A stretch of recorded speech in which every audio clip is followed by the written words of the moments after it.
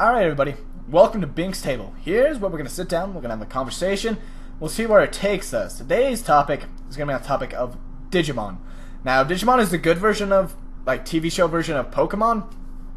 It's like 100 times better than Pokemon, but that Pokemon versus Digimon is for another table. Right now, we're going to sit here and we're going to talk about this one. So, Digimon recently came out as a release in the United States.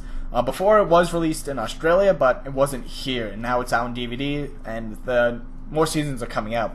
So this is going to cover 5 seasons, because those are the English ones we have. There are 2 more in Japan, but I haven't seen them, so I'm not one to comment on them yet. So I'm going to basically go over each season in the order which I like them, from least to my favorite season.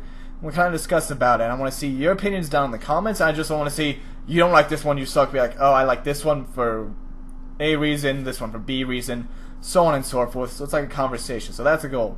So come on, pull up a chair, and we're going to sit down at the table. Alright then. So we're going to start with my least favorite. Now, a lot of you may not agree with this one, especially if you are fans of the series, but I don't like Season 2. Season 2 with Davis, Ken, Kari, Jolie, and Cody and TK, I feel is the weakest. Mainly because of its ending. So, going along this series, from the start, you got new Digidestined, so that is pretty cool. You get to see your new Digimon and stuff like that. By the way, I don't like Vmon. I think Vmon is terrible, but I can't really contract for not liking a character. But going along the season, new Digidestined Digimon, that's cool. A new kind of Digivolving, excuse me, which is pretty cool. It's alright. I feel they could have used actual Digivolving more later in the series, when they could have, got him on Digivolving to Andrewomon. But that's the crest argument. They didn't have the crest, and, I still think they could have. That's beside the point, because I feel human emotion can help that more. And then, basically, the ending, they failed as the Digidestined. Now you're thinking, wait, they beat that one guy who was the vampire and whatnot. Yes, they did, but what about the Dark World? Now, those of you who watched it as a kid, you probably don't remember it that well, but you think the ending was fine from what you remember. And you're right, when I watched it through as a kid, I didn't notice this gaping plot hole that there is. But now watching it again when I'm older, I've noticed it. So there's this Dark World that Kari gets sucked into multiple times, and apparently Ken does too. But she gets sucked in there by these guys who want her to help them defeat the master of the area. Well, they back out of the area, TK comes and gets Kari, and they leave. So, there you go. Then they left it. And then a little bit later, she goes back again, and then Jolie pulls her out. And then they get the DNA Digivolve. So, woo! Plot development. And you keep thinking it's going to be important. They keep hinting at this master of the area, and that you're going to have to fight him or something. Later on, you have Daemon, which Ken and all the other Digidestineds force into the Dark World, and he's like, I'll be back, and gets sucked in. They never go back to it, so that leaves off a gaping plot hole there. What happens? Because I doubt that they, that the Dark Master or whatever, because he was aware of Kari's presence and the presence of an outside world. I doubt he's just going to leave it. Because he's the Dark Master or whatever. So they really left that out, and I feel that's where it becomes the weakest season.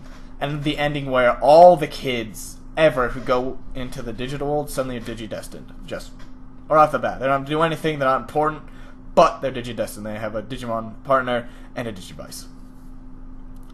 I don't get that, personally. I feel that from the first season, they really say that a Digidestined is chosen to help the Digimon, the digital world and their own world, basically survive. They're there to counteract the dark forces there, and they're chosen for that. But they kind of threw it out of the window at the end of Digimon 2, and that's where it loses the most points for me, but what can you do? Alright, so my number 4 pick for my 4th favorite season out of 5 is actually coincidentally Season 4.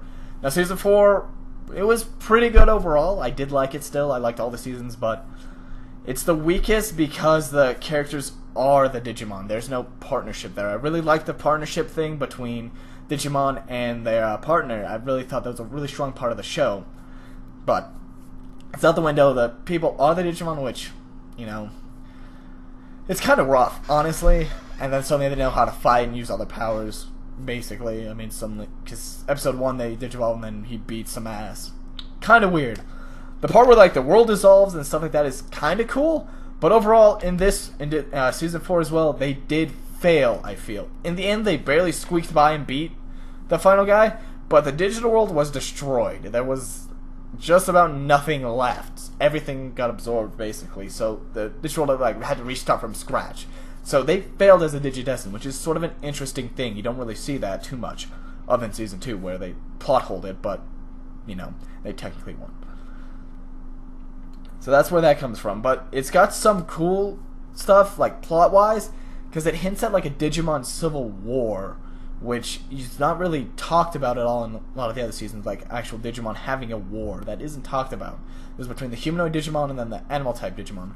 So, actually a really cool thing. And I've got this really complex theory that's like fan fiction level, which is going to be another discussion for like how the first 5 seasons of Digimon are connected.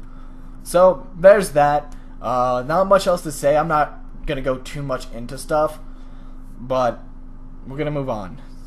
Third favorite season, season 5, Digimon Data Squad. So this one has the partnership back, which, thank God.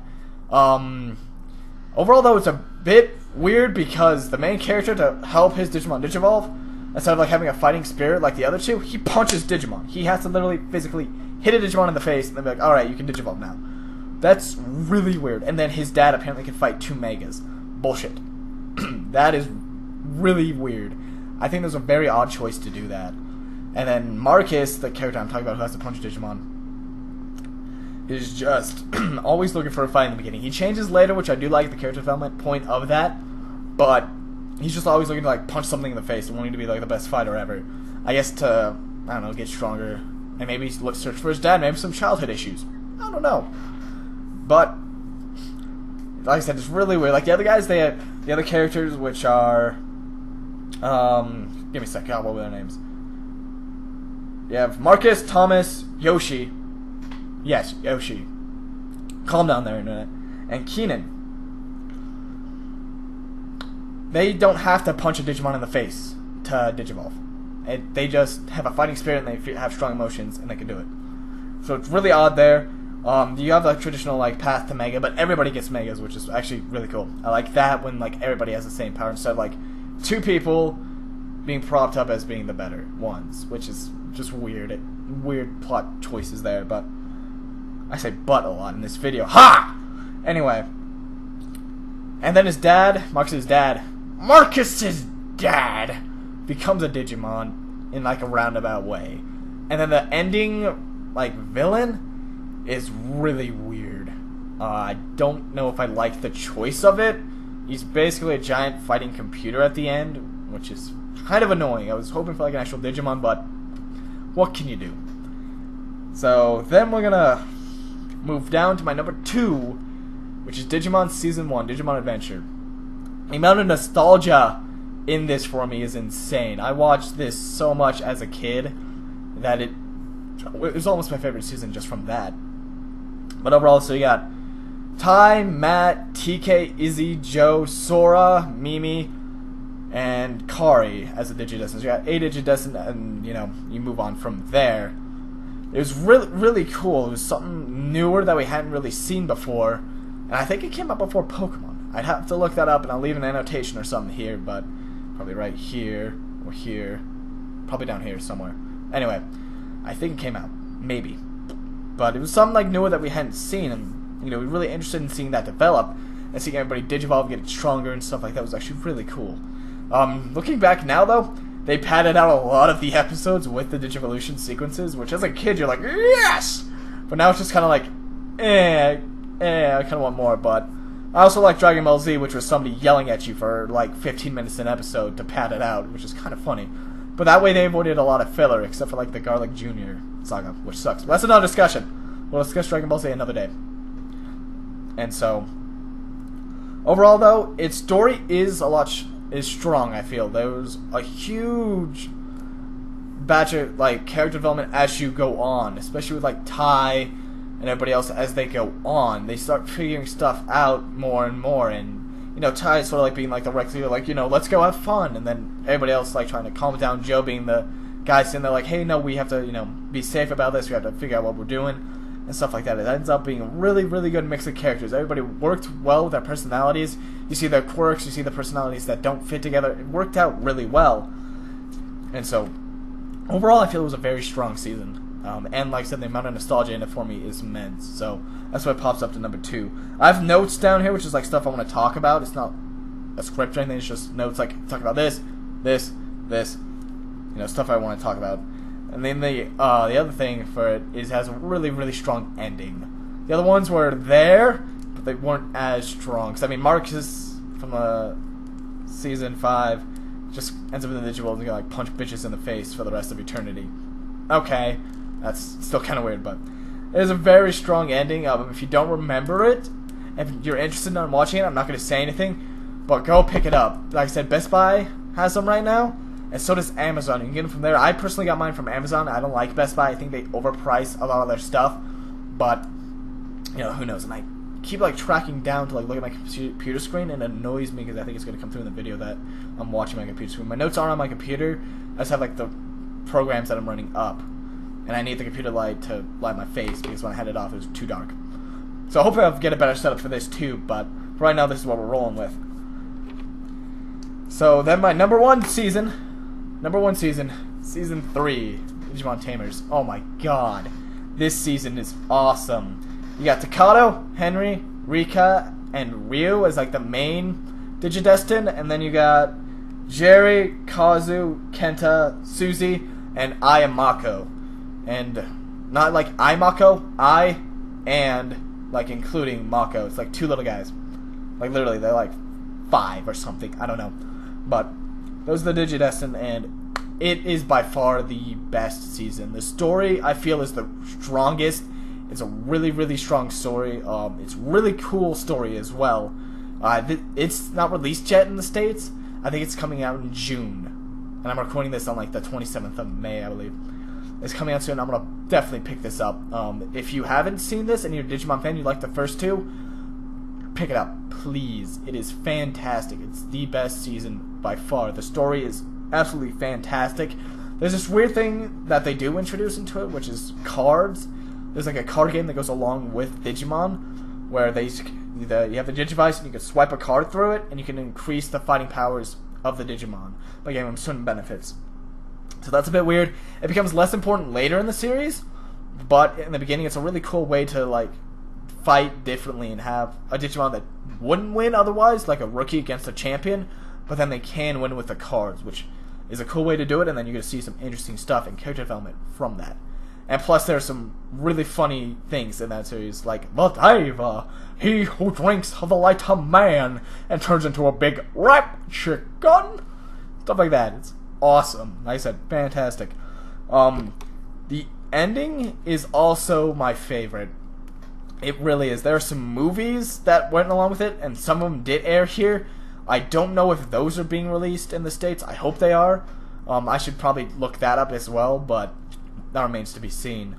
And the first movie is out as well. It's kind of expensive right now. It's like $60 for the movie, which kind of sucks, but I bought it anyway because, yes, Digimon.